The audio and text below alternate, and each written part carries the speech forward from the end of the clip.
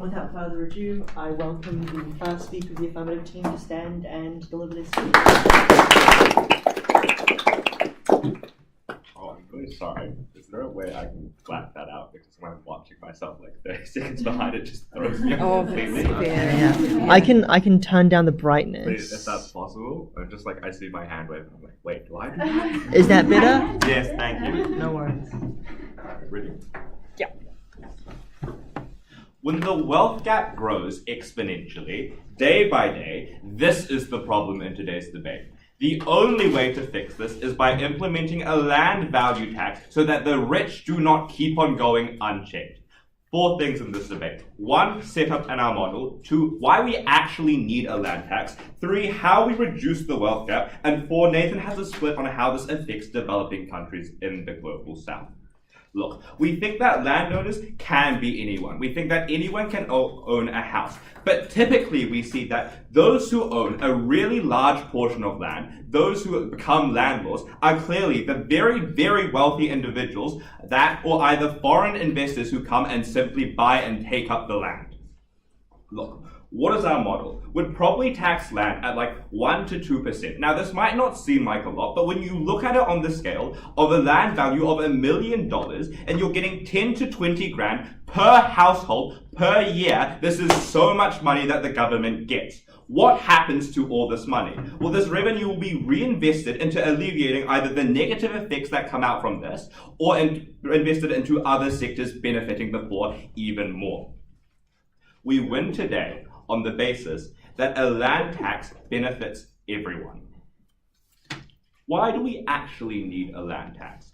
Currently, a lot of people who hold land, they live overseas, right? It's like people like me who come in and just like buy your houses and they just do nothing with them, right? There are places like South Korea with their cherry bills and they own like the majority of the economy, which means they own so much land. And what are they simply doing with this? They're simply wasting the land there and they're just being used for nothing, wasting away.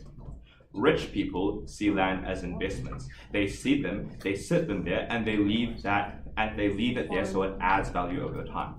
Poor people see land as an absolute necessity they need to live, something they need to get by, something they can absolutely not live without. 3 mechanisms for you to hear today. 1, why does it make it less accessible? Look, rich people, they just take up all of the land. Why is this? They like just buy lots of land so they can get more money. We all think this is true. What happens here? This pushes prices up so much. Look, there's less land for people to buy, which means even if the poor people can afford to buy the land, it's actually much more expensive and it's going to be way less scarce for them to do so.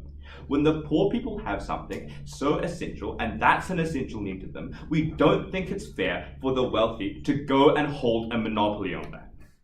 2, I have a self-fulfilling prophecy for you. What happens when the rich actually gets all this money from all this investments? Look, they take all the money and what do they do with it? They then reinvest it further to buy more houses and more land, which then what do? They get more money and they reap. The circle grows and grows and this pushes everything so much further as a self-fulfilling cycle until simply no one can afford it anymore because there's just like one rich person who owns the whole of Palmerston North. On the comparative, house prices do keep rising, and you're forced to rent an ugly yellow house with an ugly red door, and you're living in it and you're quite sad. 3, we think that like it's actually quite immovable. We think that with like other tactics and other simple taxes, rich people can afford like the best accountants and the best lawyers and afford the best and smartest and brightest people that allows them to evade these taxes and like put them all in the Cayman Islands. I simply fail to see how you're going to take a plot of land from New Zealand and then shift it to the Cayman Islands. This is a concrete way we're able to guarantee that they pay taxes and contribute to the society they live in. What do we get here?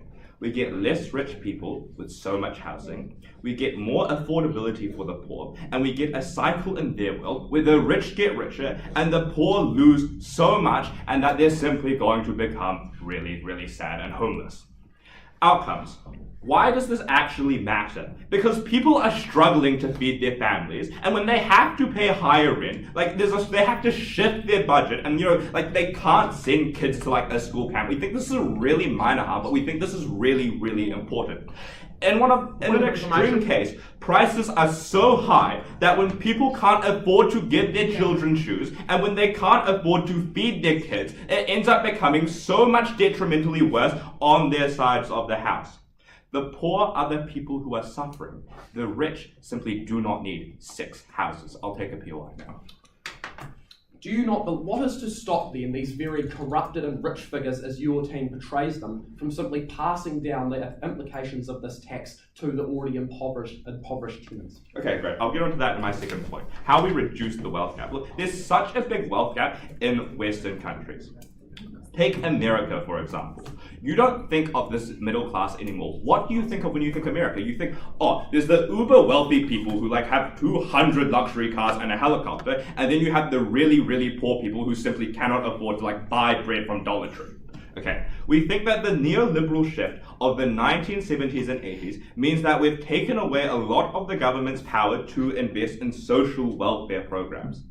Yes, this was great in order to spark economic growth. However, it's been really harmful in the sense that it's driven a large wedge into the wealth gap, making it bigger than it's ever been before. 4 mechanisms for you today. 1. This is actually a progressive tax, which is how we stop the opposing team's POI from happening. Rich people have more money. What happens here? They want to spend this money on a nice house in the center of town. We think that it's just logical. If you want money, you're going to be want to use it, right? So therefore, logically, because it's center and more value, you're going to have to pay more. The poor people cannot afford as much. This just logically leads on to having less tax for them to pay. This in itself will help bridge the wealth gap. But let's say you don't believe this. What else happens here? It de-incentivizes wasting properties because you're just going to hold on to land and you're just going to hurt those landlords' pockets and they're not going to want to waste money, right? You lower and demand and therefore you have a lower price of property overall. It's more affordable for the poorer people. This offsets the trend of house pricing and the poor people can simply afford to pay that small tax.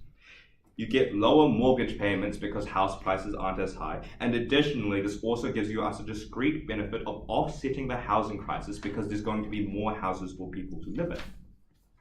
3, reinvesting. Look, this produces quite a lot of revenue from the government. Think about it, $20,000 per house every single year. This can be reinvested into social welfare for poor people, and they can build more affordable housing, or they can lift people in a really difficult state, closing the gap by alleviating all the difficulties they face.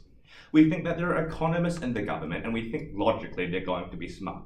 Even if there are higher rent prices, and even if all these things happen, the opposing team want you to believe in that POI, this money can then be used to offset and reduce that harm. Also, this money can be put into healthcare, education, roads, things where teachers and doctors are literally suffering every day because they don't have enough money. Look, my 4th point is a shift in investment. Because these foreign people aren't buying all the homes, they're going to invest in hospital, trains, and roads, and that's just better for our economy and also helps to reinforce this point further. What do we get here? We reduce/bridge the wealth gap, get more properties and more foreign investment in different areas. Why is this important? Because poor people are being literally locked out of a future, and there's such a high barrier, and we reduce this barrier. But not only this, the poor people can actually own houses. What have I proven to you here? The land tax is essential. Without it, the gap gets wider, and we reduce the wealth gap, and we get all the best things for the poor people. Thank you.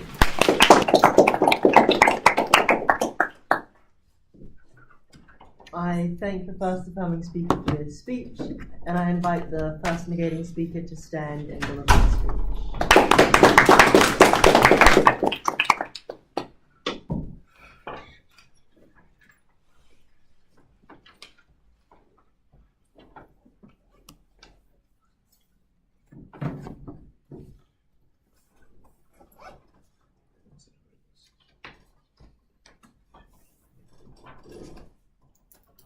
We disagree with practically everything that the first affirmative speaker has just said. They are going to increase the wealth gap. They're going to mean that people are going to be poorer and that the few foreign investors and really rich people are going to be at the top. in the speech, I'm going to start off with a small amount of rebuttal from what their first speaker said before moving on to some recharacterisation of what we think the New Zealand property market looks like currently, before going on to our main point about that the exorbitantly rich people aren't harmed at all, but in fact, as ordinary everyday New Zealanders are harmed, before moving on to a counterfactual suggestion of a different way of solving the problems the affirmative team has laid out. So some rebuttal.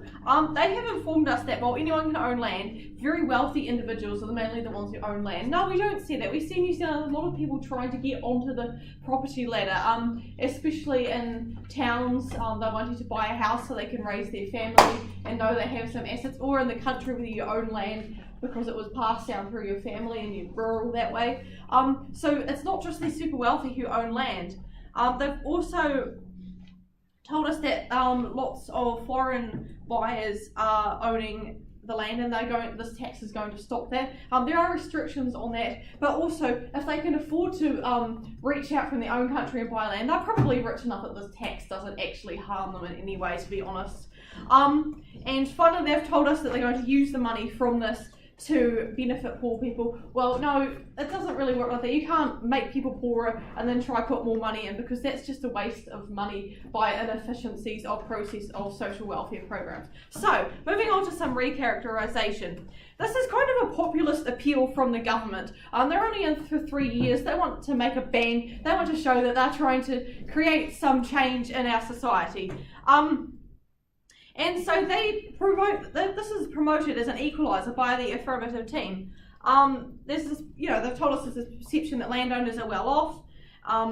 And when we see this tax implemented, they're looking at it being controlled by the regional council kind of on that scale. And however, we see some problems with this. It's hard to tell the difference between land value and and the property on it, especially in rural areas. For instance, the addition of fertiliser can be seen as, I'm pretty sure, an improvement and not necessarily just as taking care of the land, so they could be unjustifiably taxed. So that brings us to our main point about how the rich people aren't going to be affected, but everyone, like the average New Zealander, is going to be harmed so much. So this is kind of split into two parts, those in urban areas and those in rural areas. They both face a struggle, but it's kind of different in nature. So urban areas. Many people are struggling to get on the property market. At the moment, there's expensive house prices, high interest rates, also, as I said, a lot of disagreement about pay levels, especially if you've just come out of university and you've got debt. This has led to quite a few people renting instead, but there is this interest to get on the property ladder because everyone knows it sets you up better later in life. Once this tax is introduced, for those looking to buy a house, they're going to have to think about spending even more money. They might be struggling to get that initial payment. They might be struggling to meet the mortgage repayments, and without the tax, they could have done it. But now they're looking at even more money having to be spent on this.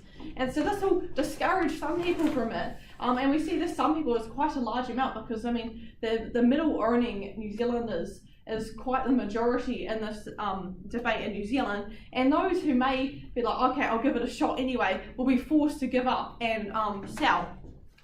And therefore, what we see is less private land ownership, and actually those rich people managing to come in and buy the land because they've already got this money so that they can afford the tax, and so they can buy the land and they can rent it out. And this means that all the land will be owned by the minority, the rich people, and people will be renting.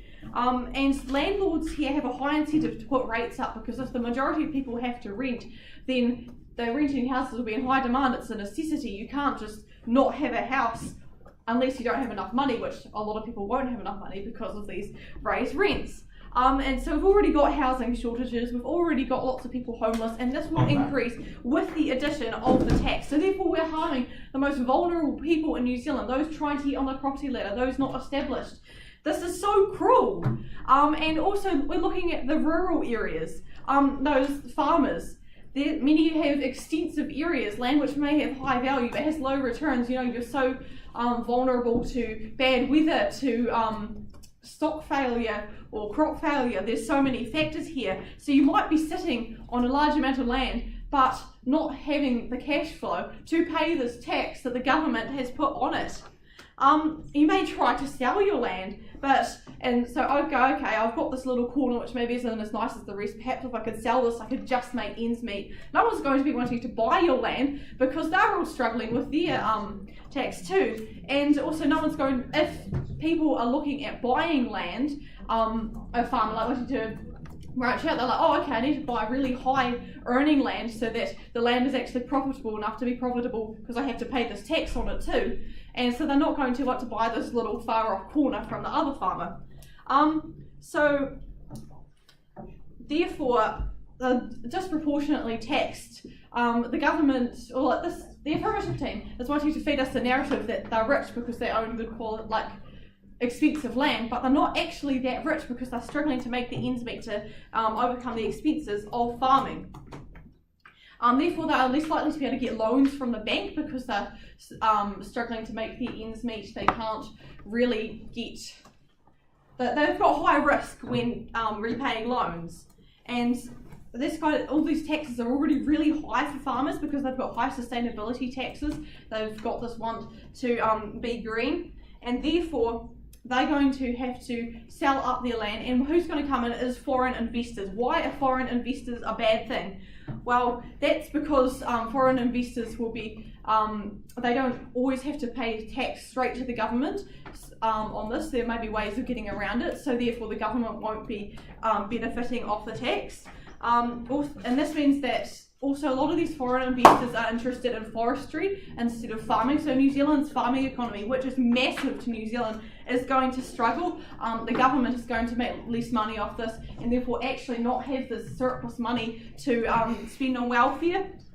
Farmers will be cost cutting to try and make these ends meet, which means they're going to not worry about the environment so much, because why care about the environment when you can't even feed your family? And there'll be less employment. And as I've told you, the environment will struggle, and we all know what a massive part of New Zealand's industry farming is. So going briefly to touch on our alternative mechanism, capital gain tax. This is when people are taxed on a gain they make when they sell a property. So if you're selling a property out of desperation because you're making a loss on it, you're not going to get taxed because you've lost on the land. However, if you're rich enough to go, okay, I'll sell this and go somewhere better because I can, and you're making a gain on it, then you'll get taxed on that. And we believe this is far more reasonable because those who could actually afford to be taxed are being taxed.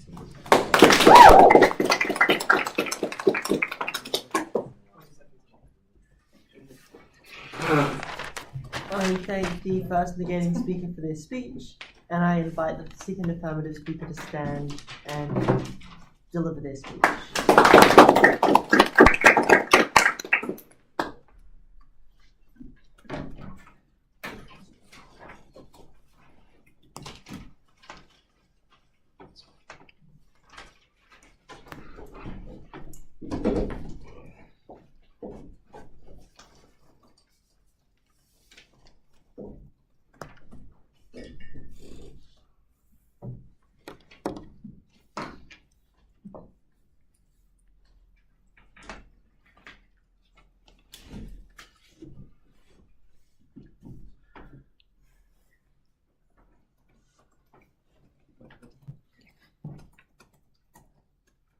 I'm going to do a couple things in this speech. Firstly, dealing with the alternative that they brought up in with 20 seconds to go. Secondly, I'm going to touch on the wealth inequality and how we actually address that issue of property and stuff like that in New Zealand and across the world as well, not just New Zealand. And then lastly, I'm going to finally talk about my split on why this land tax is actually really beneficial for countries in Africa where multinational companies own most of them.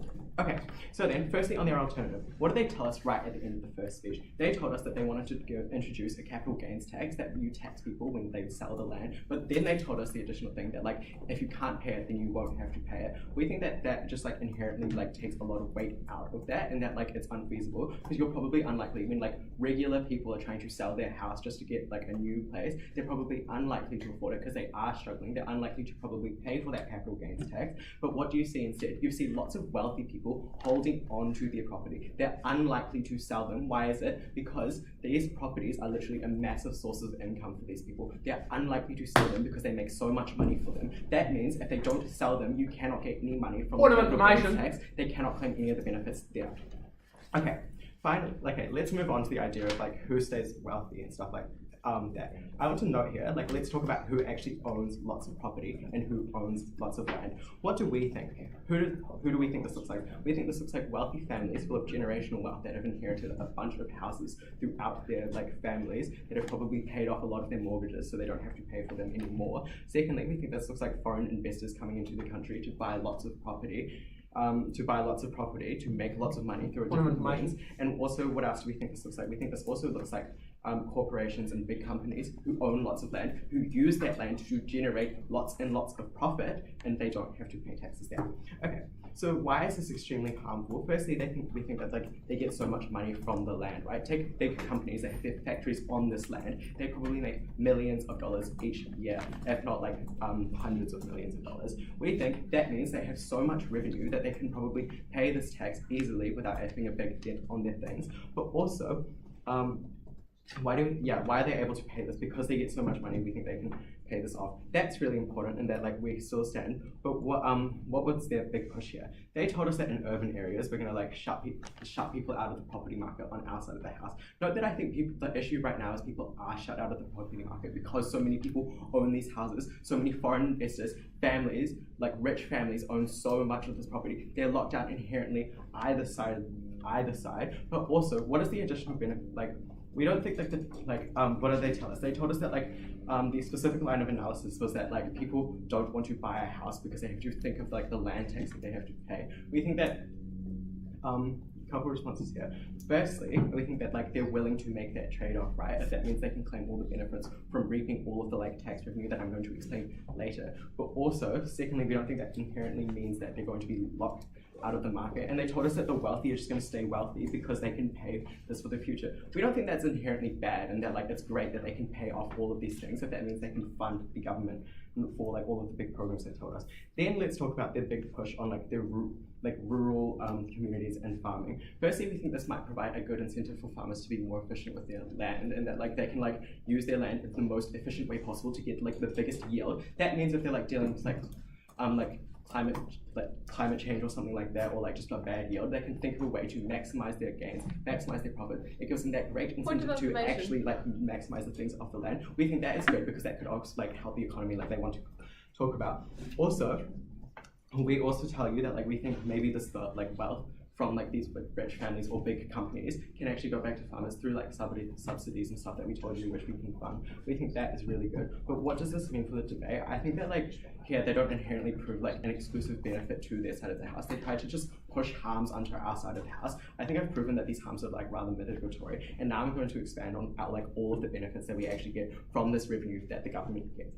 Okay, what did Oliver tell you in his point? He told you that we're going to get lots of revenue. This means that could be reinvested into the economy in areas such as healthcare, such as education, these super underfunded areas in the economy. Why is this so important? Put yourself into the shoe of just like a struggling single mother, right? Like they're probably like they need to budget, they need to like make concessions. We think that like they're facing really high rents. That means they're probably going to have to make concessions. Like maybe like they're unable to buy their kids new shoes for school. But why do we think this additional money is going to be so helpful for them? We think this money in order to help fund welfare programs, that means they get more money from their welfare. They can pay for their rent, they can pay for their kid. We think that's extremely beneficial. But also think about like the horrible healthcare system, right? You have to wait like 8 hours at the ER to like constantly get like Point of information. get an appointment with a doctor. We think that is extremely harmful. Because we had this money, we think that this money is so important, and people are like, we think what's going to happen is people are going to be willing to make the trade-off of having to pay the land tax if they reap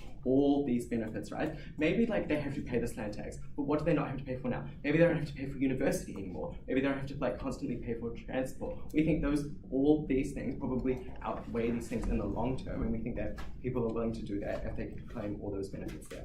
I'll take a POI now.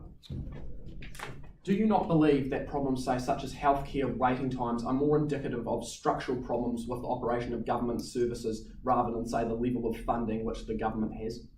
Look, if the government doesn't have enough funding, they can't get enough nurses. If they don't have enough nurses, then they can't like address people in the ER. They literally need the money for things to run in the hospital. Okay, let's talk then on the split about developing nations in Africa and why that's so important that we actually do have this land tax. What is important to note at the beginning of this point, currently in developing nations, particularly for Namibia, for example, you've got big multinational companies coming in and buying lots of land to exploit it for its resources. Why is this true? Firstly, this is a largely untapped area of the world, and that it's got so much resources that it's resource rich. That means these big rich companies come in from the north because they want these resources for themselves.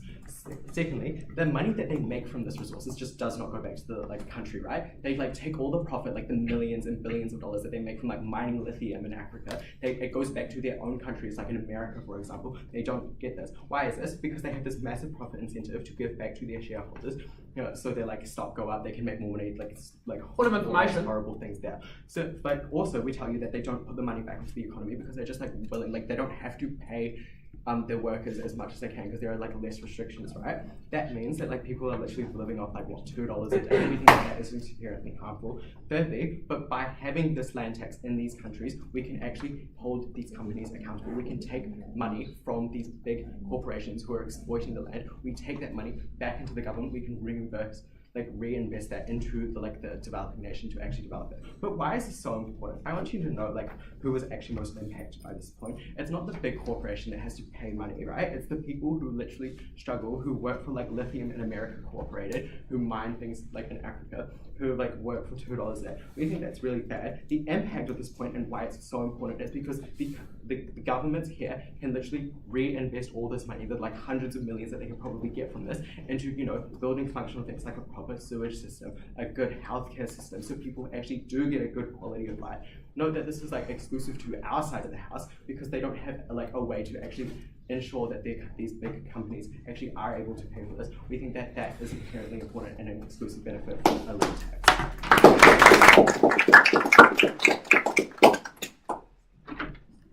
I thank the second affirmative speaker for their speech, and I invite the second negating speaker to stand and deliver their speech.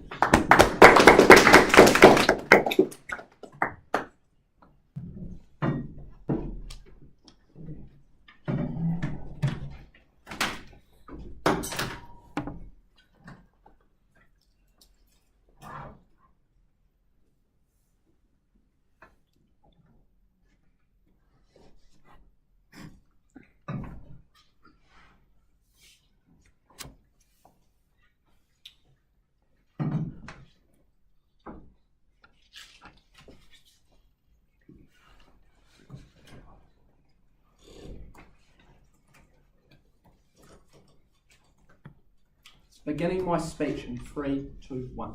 Is the appraisal of the government immediately for attempting to introduce these intermediary measures that have populist appeal of, say, being more equitable, as the side negating will tell you, or side affirming will tell you, is this more important than the downstream consequences when a government is out of a term limit on a given economy, whereby there is response for these investors, those harmful actors they tell you about, when there is inverse effects economically created without regard for this government. Okay, 3 things I attempt to achieve in this speech. Firstly, clashes on context. Secondly, then clashes of implications of this on a global scale, including applicability and differences. Secondly, clash on government regulation and foreign investment as it applies to developing countries. And thirdly, the environmental clash of these principles being implemented. So beginning on context, what do we hear?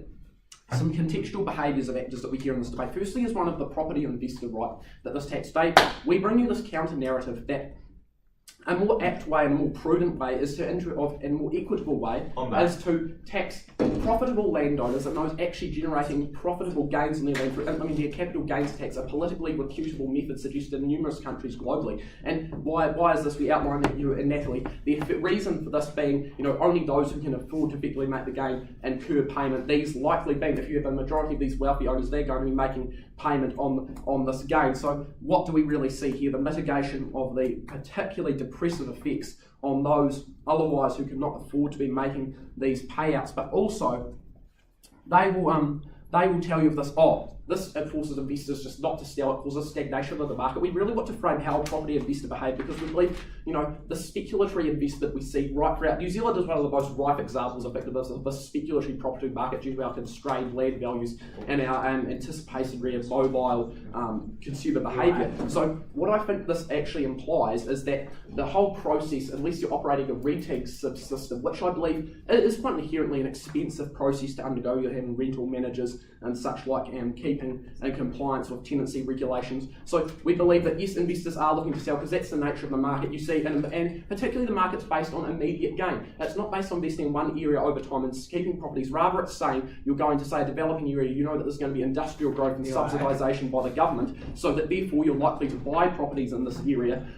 When the price goes up, you then sell them off as the value increases, thereby maximising your capital gain. So we believe it's just inherently flawed to say that these investors, that like an integral behaviour of speculatory investment is the immediate sale because it is a speculatory investment. So we just mitigate this particularly strongly. And also that with generational ties, we also believe if you have generational ties to land investment, there can be mass amounts of debt. And the reason is this: in New Zealand and a number of other countries, due to competition regulations, you actually have to go by a process which includes succession planning. And what occurs in succession planning is you actually have to buy a property to inherit it at current market prices, meaning you have to buy someone out, meaning you're incurring debt at the original historical cost at which that property was purchased, thereby repeating the debt cycle and continuing that. And before I move on, I will take a point.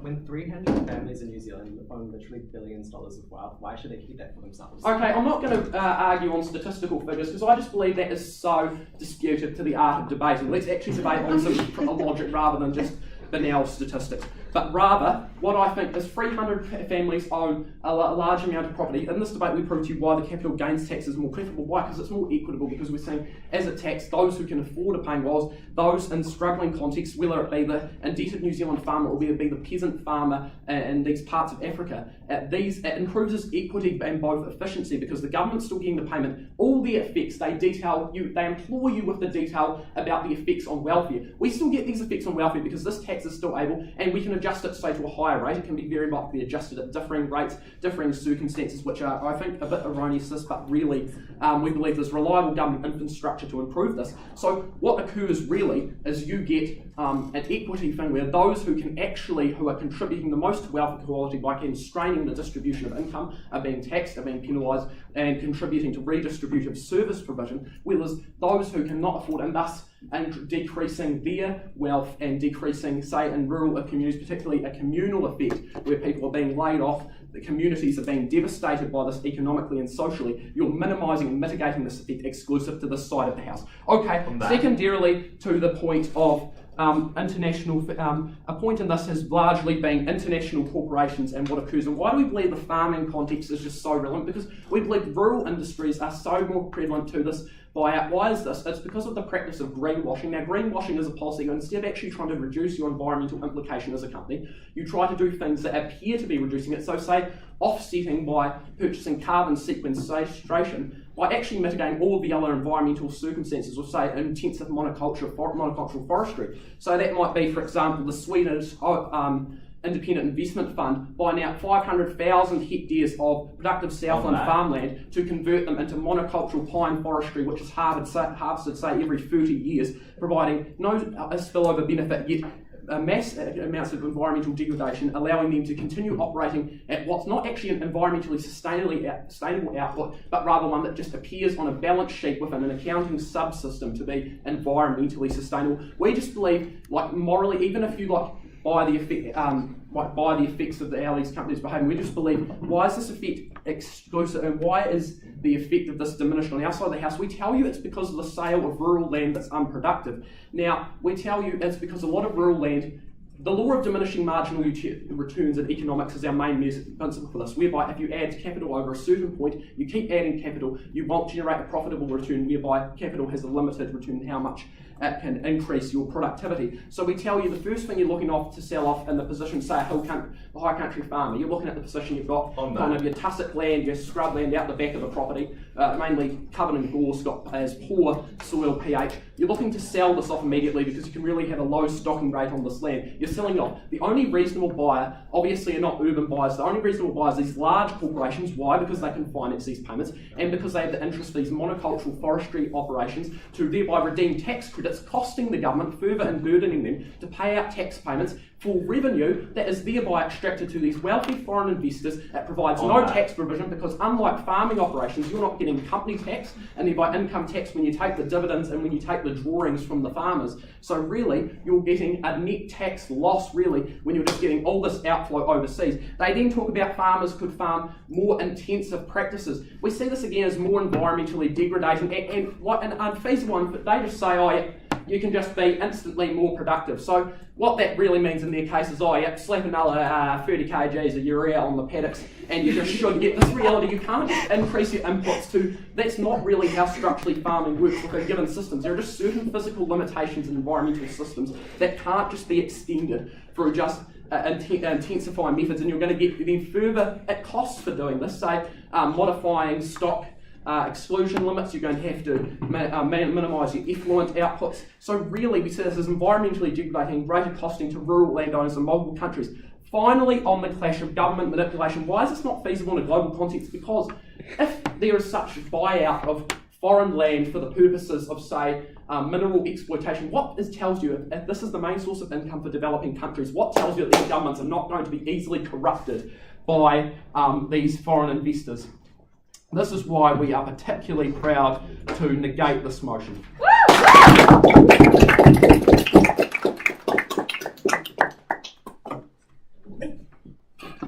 I thank the second negating speaker for their speech, and I invite the third affirming speaker to stand and deliver their speech.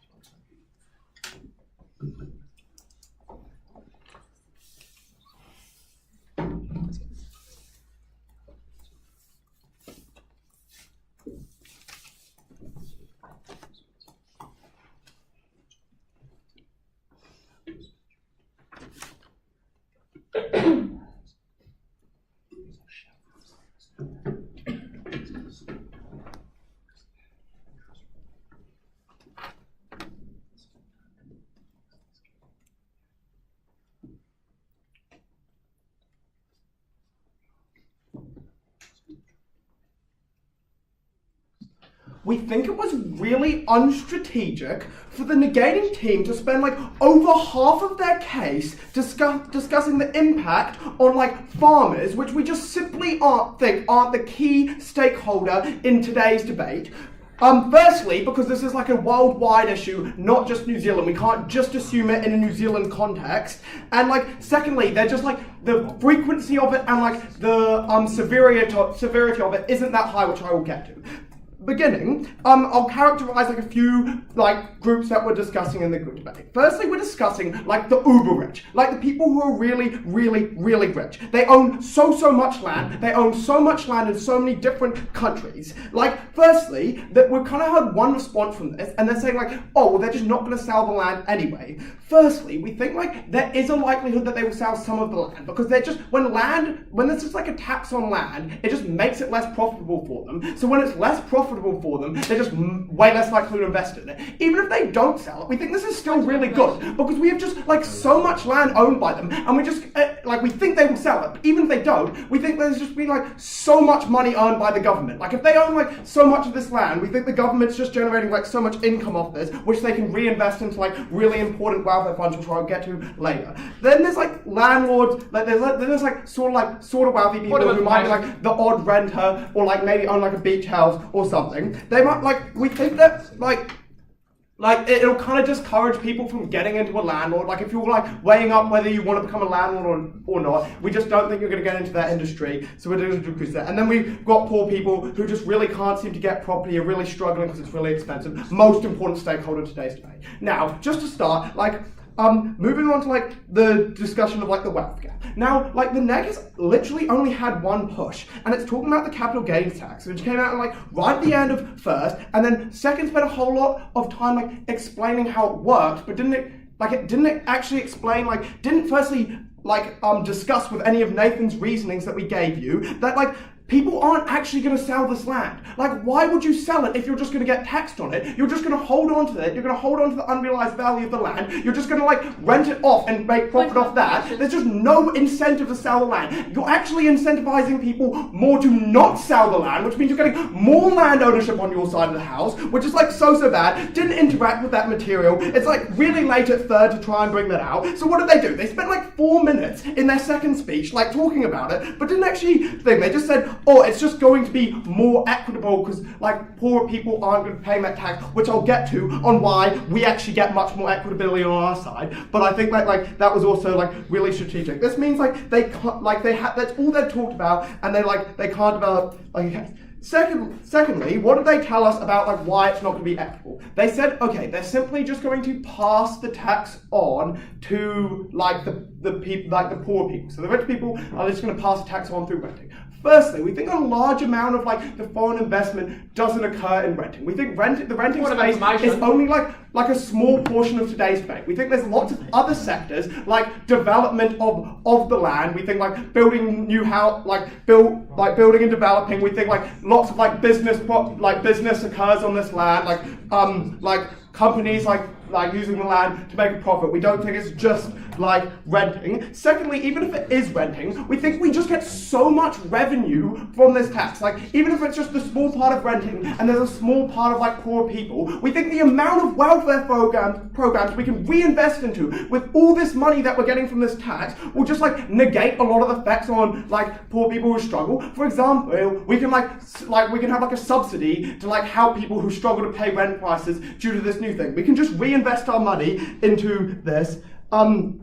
And also overall, we just think we like decrease the interest in going into a renting industry. We think if like you just have to spend more money on owning land, we think renting's just like a less desirable industry. So over time, in the long term, we're going to get less renting. Now, what material have they not responded to? They haven't responded to any of our material about how we actually like bridge the wealth gap. They haven't like really told us why. So they've just said capital gains tax is going to be better, but we gave you like really clear solutions. So firstly, how we're going to lower house prices by like lowering the demand for like houses and meaning that they're much more accessible and like shifting back on like lowering house prices. We also showed you like how we're going to make sure like richer people are actually going to get taxed for like the things. And also Nathan Split told you like about like multinationals and like other in developing countries really like exploit the land for money, and like it just doesn't go back into any of the developing economies, which we think we can win on a loan, which hasn't been responded to. We think it's just like so important in this debate that we allow like the developing countries to actually own their own land and actually like use that land to like reinvest in their own economy.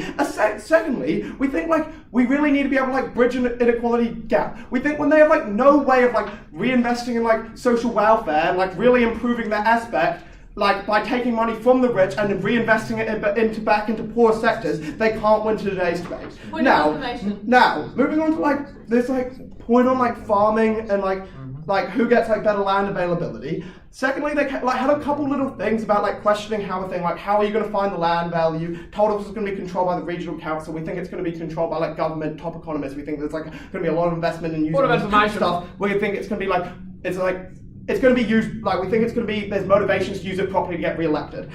Secondly, we think like it's that like the final land value, we think like they can just go and assess it. There's kind of context like a lot of the material on farming that there's going to be this like really bad land that can't be used. Obviously that's going to have a really low land value. If no one wants to buy it, the value of the land's really low. Secondly, they like told us like the farmers can't pay the tax, like and we told you it can be more efficient. They said, no, maybe it can't. Like we think like to a degree farmers are going to be more efficient. We think they're going to be more innovative. Even if you like don't believe any of that material, we just think like a lot of the impacting of this point just really like doesn't like matter hugely in this debate. Firstly, they told us like they're going to start like greenwashing. Okay, we can just like use some of that funding to like prevent that. Firstly, we think there's like a really low quantity like of like farmers in like the actual debate. This actual debate is about like the large amount of people in like the urban centres. Like a lot of the outcomes was like people are going to switch from like farming to forestry. Like we're still going to have an industry, but maybe there's going to be like slightly worse sustainable effects. Rather than you've got like people living in literal poverty, like 3 people shoved into one house, like really struggling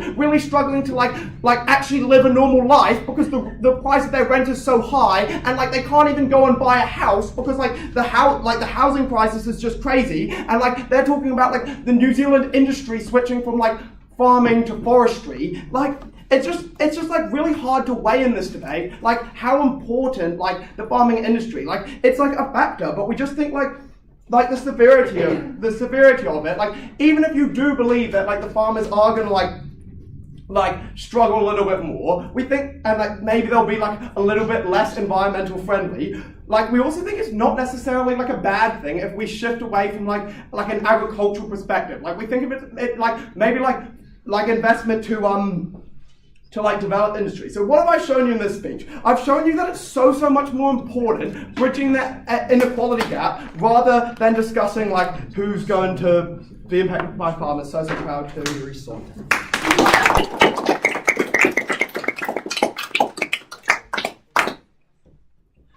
I thank the third affirmative speaker for their speech, and I invite the third negating speaker to stand and deliver their speech.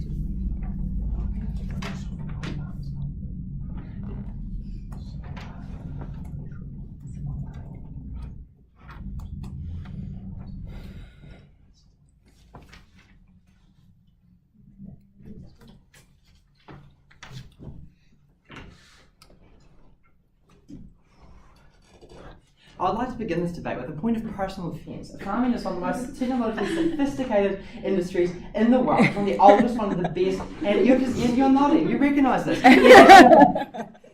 said that it is for, you've effectively said it's for lunatics, for pikeys, for unsophisticated people. The people of Southland are generally where can do this. Okay, right. And a great offence is suggesting that a farmer cannot, in any case, be a sophisticated person. Right, moving on from our offence. Oh, right. A path to victory. We believe we have won this debate because we have clearly proven that a land tax has disproportionately burdens those who can least afford to pay it. Okay. Number 2, a capital gains tax is a much more effective measure that targets wealth generation instead of asset wealth that can't be converted into equity to pay this tax, as I've suggested. And right, this is having 2 key clash points, we believe, that in being severity, scale and vulnerability of our stakeholders. Oh, and no thank you. And 2, we have proven the feasibility of our counterfactual, which is a capital gains tax. We find this is a much more effective way. Now, let's move on to number 1. First off, the opposing team has really downplayed the importance of farmers, not only in society, but just in the role of the New Zealand economy. So, right. No farmers, no food, quite simply. There's no economy for New Zealand. The opposing team has failed to realise that we cannot eat forestry. We can't eat a tree. You can't do that. And when we grow food in New Zealand, we're not only politically stable because we're self-sustainable and we're not importing anything reliant on other countries and their whimsical foreign policies, but we are socially and politically stable because we are self-sufficient. This is what farmers do. This is their importance to New Zealand. This is the importance. They are part of the culture of New Zealand. Even above that. Right. On that, yeah, sure. How is farming not cultural? Why don't you get around your capital gains tax with trust, inheritance, and accountants that was outlined in both first speeches? I'd argue that a land tax is far easier for people to get around, in fact. Anyway, never mind that. Moving on. What they've said, basically, is, well, moving on to the stakeholders again. Now, they have said that the government will collect oodles of money from this land tax, and it will all take and will all invest in hospitals. But just as a point of realism, how is that going to happen? It's going to end up invested in some urban gardening scheme. Anyway, something that is nowhere near as effective as a hospital or food production. Indeed, right. Capital gains tax give money to our government, and they can use that to invest in urban gardens too. But frankly, it gives more money, as we have clearly stated. Right. Anyway, the point of that is there's no incentive for their money generated to be invested in anything productive. Therefore, those points are irrelevant. Yes. They have also, a big talking point of this debate has been who owns the land. They've talked about some irrelevant statistics that don't really work in a debate context.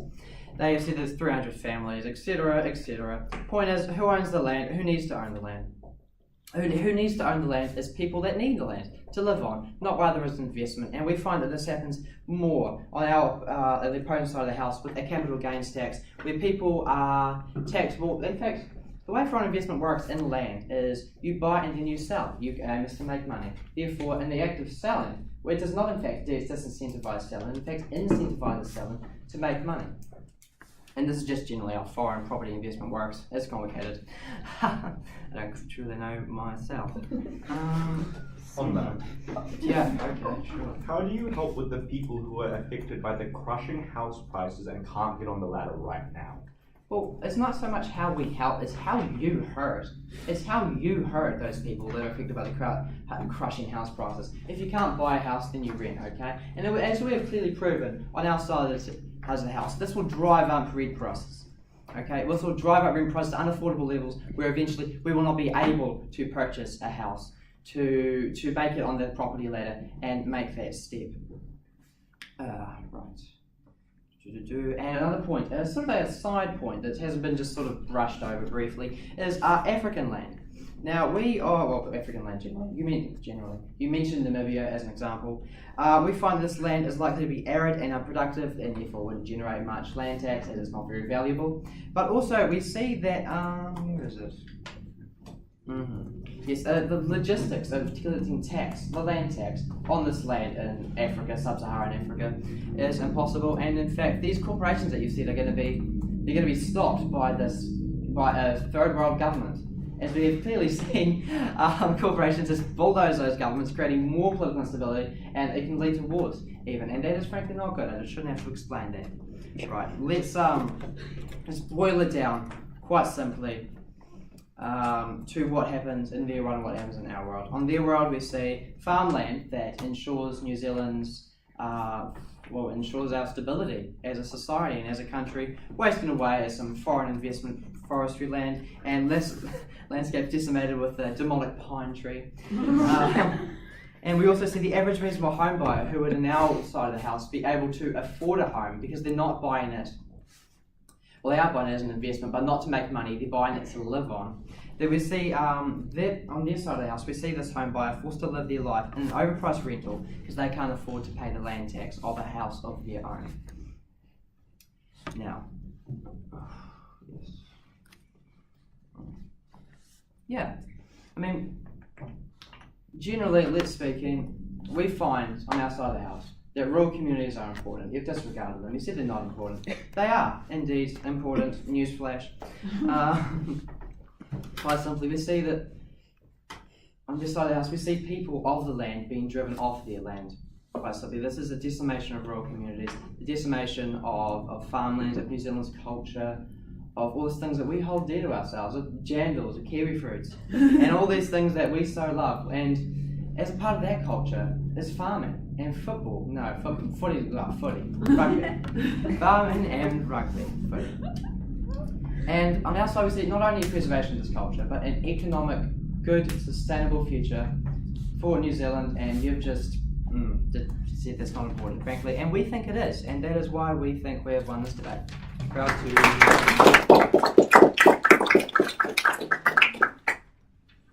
I thank the third negating speaker for their speech, and as is customary, I will now reverse the speaking order, and I invite the negation reply speaker to stand and deliver their speech.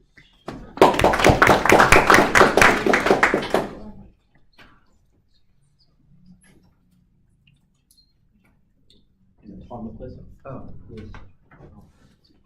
No, I'll just use the other highlight. Okay, you're right. I see.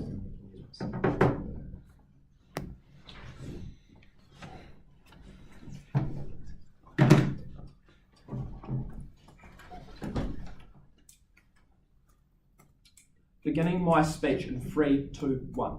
You are a farmer on the brink of destitution, whether it be in the context of an intensive New Zealand setting or in rural Namibia.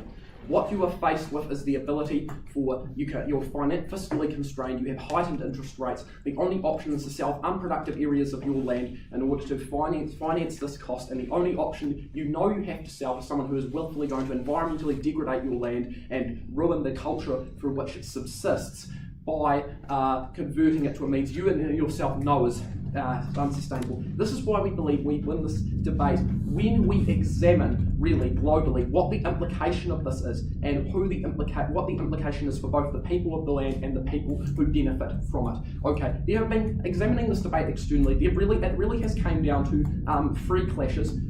Really, one clash comes down to is this actually, what's the feasibility of this and increasing a trade-off between equity and efficiency, equitability, the distribution of income, and efficiency, economic growth.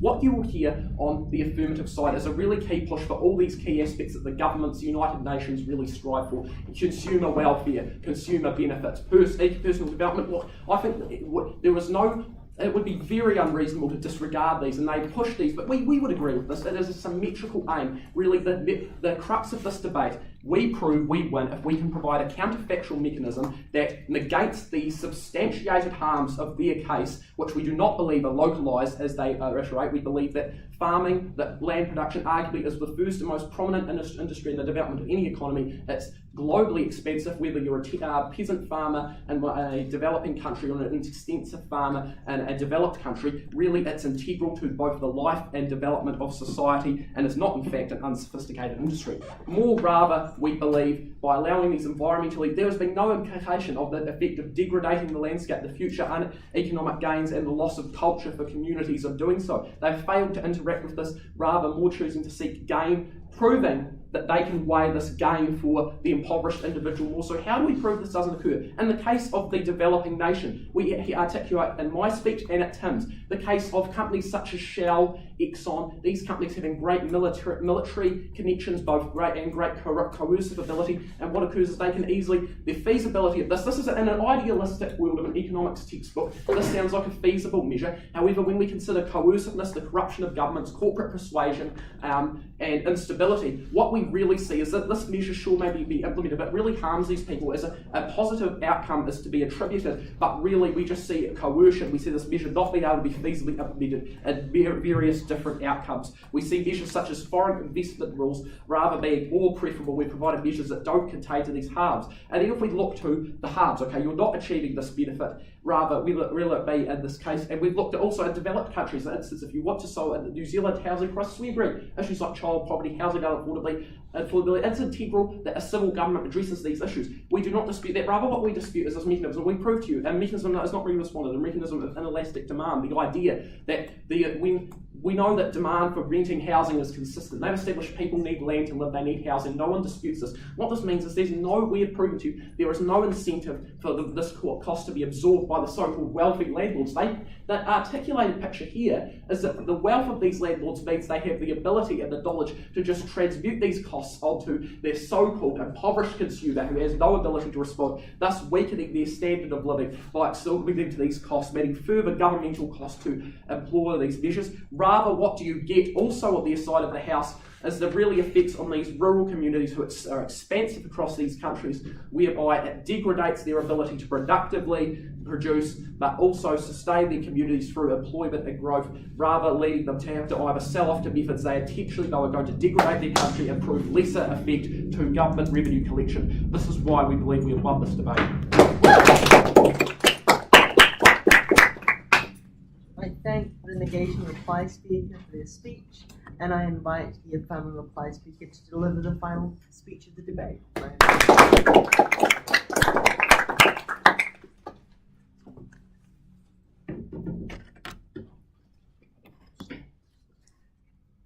The issue in this debate Oliver outlined to you from first was the massive wealth gap in which wealthy families, companies, and big foreign investors hold that is withheld from the rest of the population. The property tax was the only way to address this issue. So firstly, a few things to do in this reply. Firstly, dealing with the models, which one actually does any good, and secondly, the impacts on people. So let's talk about the models. They told us, and it was very unclear until it unfolded throughout their bench, that they were going to have a capital gains tax, and they told us that they were going to get that money because when people sell their property, they were going to collect tax. I gave you several responses, and Leo gave you several responses to why this is just ineffective. Firstly, people don't feel compelled to sell their property if it's a massive stream of their income and that they collect lots of rents from it. Secondly, if they're literally being taxed for selling their land, like why do they want to sell their land if they're being taxed? But also, when they tell you that if you can't pay the capital gains tax, you're not going to be charged it, we think that is what contradicts that there. Then that the majority of average people selling their houses probably can't afford to pay that capital gains tax. Okay. But what did we tell you was really, really effective? We told you property tax meant a constant stream of income. That is to say that people always own land. That means those landowners always constantly have to pay that tax. That means that instead of a capital gains tax where you buy a house and you wait 10 years before you sell it again, you constantly have to pay that land tax. The government constantly gets that stream of revenue. That's extremely important. But also, so then why is that important for the rest of the impact on other people? Not that they spent lots of their time talking about farmers in the context of New Zealand. We think that this debate was wider than just New Zealand, right? It was probably wider than New Zealand, and also that we just think that it has a low impact in regards to other parts of this debate. Okay, also I just want to talk about my split, right? On how companies, multinational companies like BP are coming into countries in Africa such as Kenya, and they're literally exploiting the land. They're drilling it for oil. They're making millions and millions of dollars, and none of that money is going back to the Kenyan government and Kenyan country. We think that was uniquely harmful. They didn't properly respond to that, apart from just saying that it has no value because it's an arid place. But I think what's important for that point and why you should weigh that really highly is that we actually get a unique way to actually benefit these countries outside of New Zealand, not that do desperately need this money from the land tax. They're able to tax these big corporations and invest it into their economy so that these people living on $2 a day actually have a good thing, good quality of life because they have the money to invest that. But also then, let's now talk about people in our country. They wanted to push, their big push was that people are going to have to pay more rent and it's going to be more expensive to own a house. We told you that let's take them at their best here and let's tell you that's true. Let's tell you why that we think that is a trade-off that people are going to be willing to make if that means they claim all the benefits under our side in terms of getting all of the welfare benefits from the government. Because the government is constantly receiving all of this money, they invest this money into the economy, right? That means that maybe I have to pay $400 instead of $300 for my rent. But what does that mean? If I'm a uni student, maybe I don't have to do get a student loan anymore because my university education is free. If I'm a struggling parent having to work 2 jobs, now I get more money in my benefit payment. So that means I don't have to struggle and work as hard because I'm paying this tax. We think that this trade-off of actually paying all of this money from that, you actually get that back. We think lots of people, the average people, are probably going to see that benefit and they're going to make that trade-off because they want all of these things. Note that this is extremely important, right? Because we're the ones that actually address this wealth gap issue.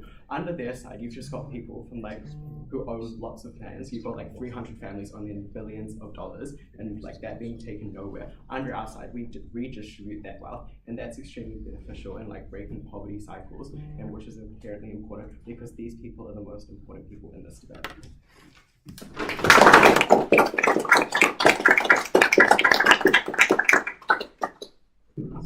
I thank both teams for an excellent debate, and I invite you to cross the floor, greet each other however you like, and also lunch will probably be at the normal time today, so you should be able to get feedback in your OA before lunch. Oh no, actually, you should come and you might want to get some lunch before the OA. It's just a message which we got. You should probably talk to your coaches about that more. I invite you to cross the floor and thank you for having me.